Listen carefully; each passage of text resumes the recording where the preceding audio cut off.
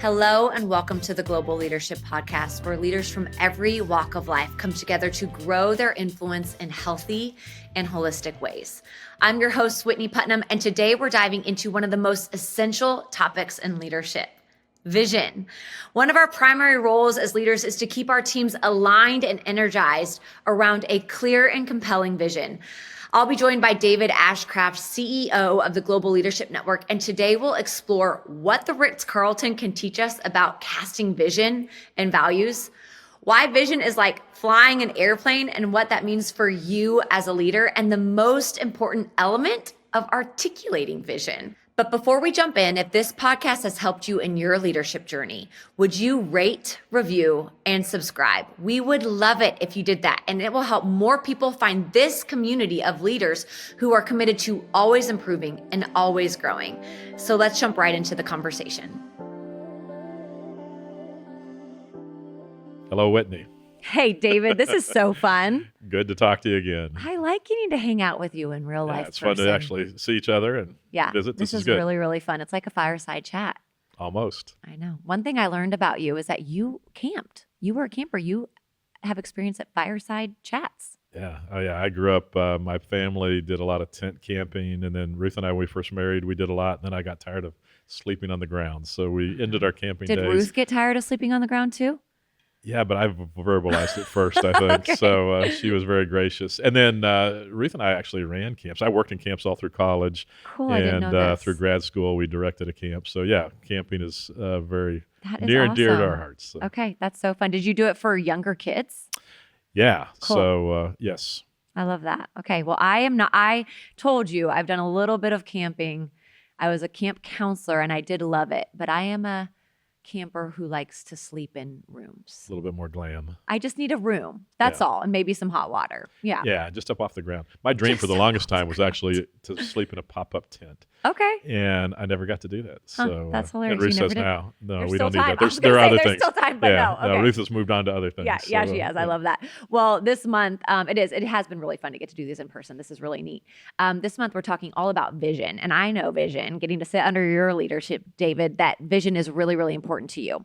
It's how you've been able to see LCB grow and so many people come to know Jesus, and exactly what you're doing at the GLN with us. You are giving us the mission and vision and our values every week. I get to see you. You are making sure you share those with us. Can you tell us how that's become such an important part of your ministry and how you've learned to just keep drilling that home with your teammates?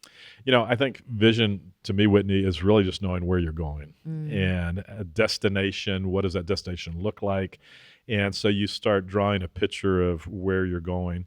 I used to, as a kid, I loved looking at maps, and I loved going on trips with my parents, and I would hold the map, and I'd love to figure out the exact route we're going to get to that end point. And that's really all vision is saying, okay, where are we going? How are we going to get there? What does it look like? And it's casting that vision, letting people see, okay, if we do this together, here's where we're going to end up, and it's going to be a great thing. And so let's all move towards that direction. And so to me, that's exciting to both paint the picture of where we're going to go, but then also figure out the steps that we're going to take to get there. That's good. And one thing I've noticed that you do that has been really neat for me to watch is you simplify it. You keep it really simple. I've been in other places where you're like, I don't know how to repeat the vision. I can't say it all, but you've simplified it. Is that something that you've learned over the years that people embrace more, or how did you get to that place? Whitney, I don't know how I came to that place. I'm sure I learned it from others, but I find that if I can't express something myself simply, or even as I taught for years and years, if a third or fourth grader couldn't understand it, then nobody's going to understand it. And so I grew up in an environment where it was a very intellectual setting, and somebody would come in and speak, and they would be very intellectual. Everybody would go, that was amazing what he said.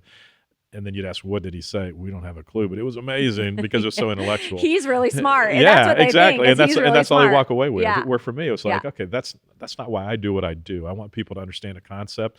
And so I need to break it down so simply that I can understand it. And once I understand it, can verbalize it simply, then they can grab that concept and take it too. And so I think even for a vision, sometimes we do overcomplicate it. We do make it too hard, or the steps to get there. Mm-hmm. And so if people can't verbalize it, then you're not going to move in the right direction because you Yeah. don't know where you're going. Yeah. So So help someone who's listening, who's thinking, maybe my vision has gotten a little complicated. How would you coach me and say, hey, Whitney, maybe it's a little too complicated. How can you simplify your vision a little bit more? What would you say to me? well, we're even wrestling with that a little bit right now at the Yeah. GLN, Yeah, Whitney, yeah. where we're trying to say, how do I, in a variety of settings with a Mhm. variety of people? So it's one thing for me to talk to you about it as a Right. staff person, but can somebody else that doesn't know anything about the Global Leadership Network, can I express to them what it's about? Yep.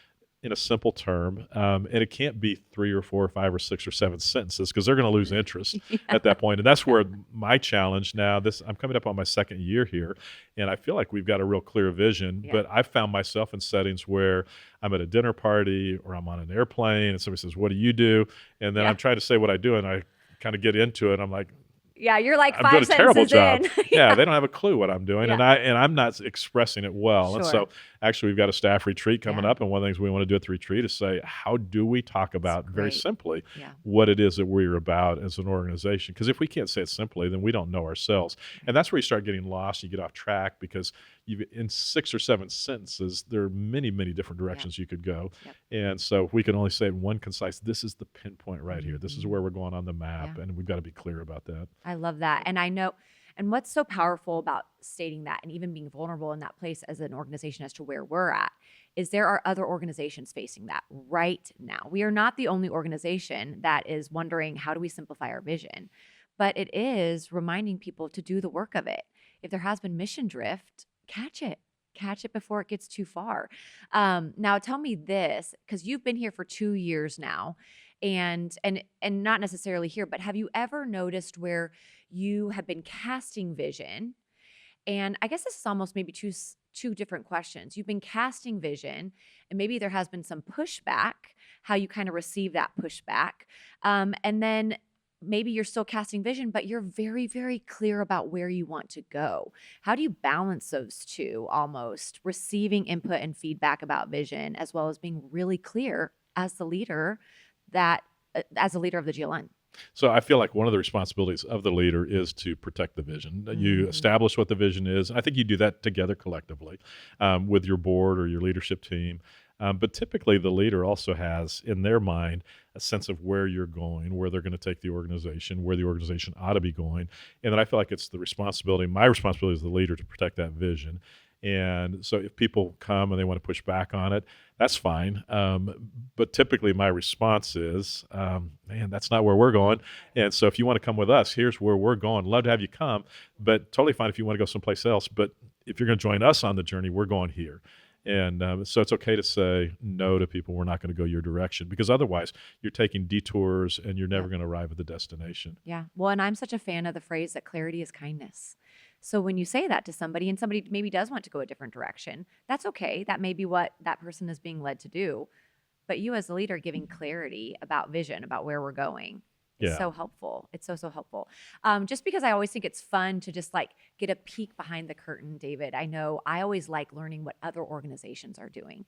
So can you kind of pull back the curtain a little bit? You mentioned we're doing a staff retreat. You know, we're looking towards crystallizing that vision. What are just some steps that you're taking as a leader to get to that point?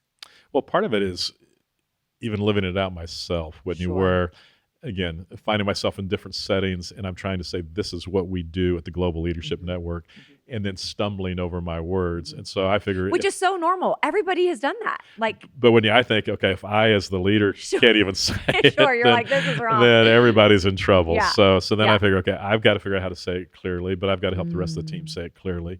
I think too, sometimes when we talk about a tight vision, people think, oh, well, everybody in the organization are just a bunch of yes men or yes women, that there's no freedom to go anywhere. And I say, no, I think there's lots of freedom. If you can establish a clear vision and where you're going, then it actually frees everybody up in moving there. And so one of the illustrations I'll use sometimes when it comes to vision would be if you and I are traveling together, and let's say You and I are in Chicago right now. Okay. You've got to get back to Dallas Okay. to home. And Yep. so there's several ways you can go back to Dallas. And if I'm going to go back to Dallas too, Yep. several ways we can get there. Yep. You could drive a car. I could. You could take a train. Yep. You could ride I don't know if Greyhound even exists anymore. You could ride a Greyhound bus. Yes. You can fly. There's several different ways to get there. Yes. The vision is to get to Dallas. That's where we're going.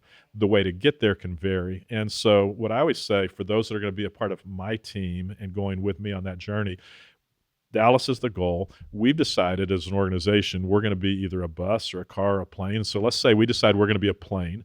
And so I don't want you in the organization to step in, or I don't want board members on the board that are saying, well, yeah, we're trying to get to Dallas, but we're going to be a car, because we've already decided we're going to be an airplane. We're going to be a plane. Yeah. And so once you're on the airplane, then you can get up and move around if you want, and you're not sitting in front of me. You can recline your seat back. You can serve snacks, yeah.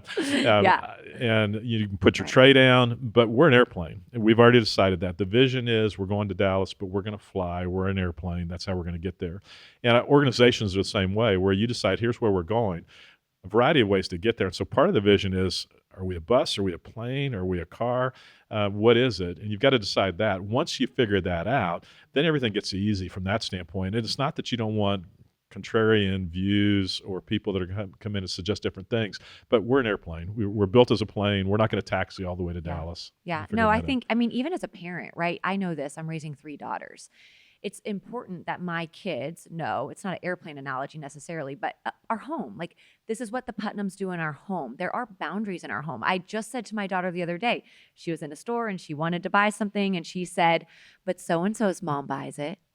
And what did I say back to her? It's not what we do in our home. So. Yes. Yeah, I'm That's not her mom. exactly what I said.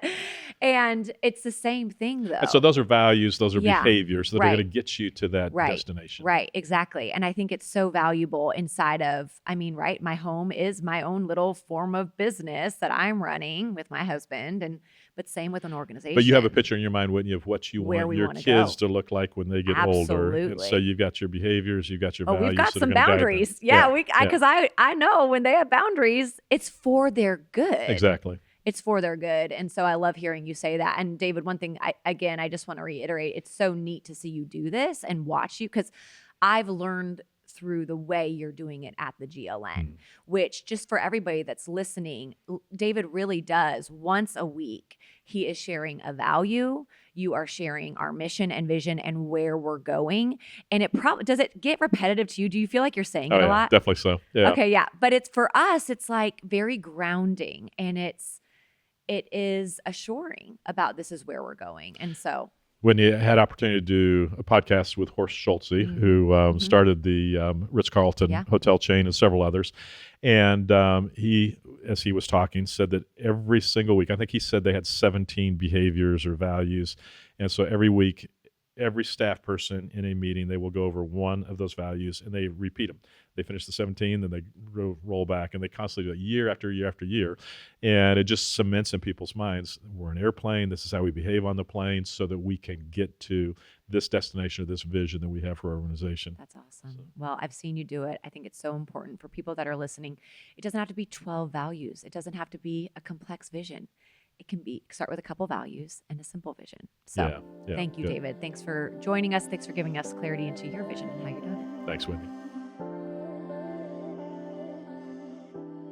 Hey friends, what a rich conversation on vision. It reminded me how important it is to consistently communicate vision and values in clear and simple ways that my team can carry forward. And now for some really exciting news. In August, Christine Kane is going to be speaking at the summit on this very topic of vision. And if you have never heard Christine speak, then get ready, because she is powerful. Every time I have ever heard Christine speak, she has challenged and inspired me in my own journey. She's the co-founder of the anti-trafficking organization, the A21 campaign, and a powerful leader. At the Global Leadership Summit on August 7th and 8th, she's going to be sharing about embracing a vision that anchors us. She'll challenge us on the ways that we drift off course from our vision and inspire us to reclaim a vision focused on impact. I know that you and I will both leave with a renewed sense of purpose, confidence, and hope after listening to Christine. So to get your best price on summit tickets now, go to globalleadership.org/summit. You can go to globalleadership.org/summit. Thanks so much again for joining us today. I'm so glad you're a part of this community because we know when the leader gets better, everyone wins.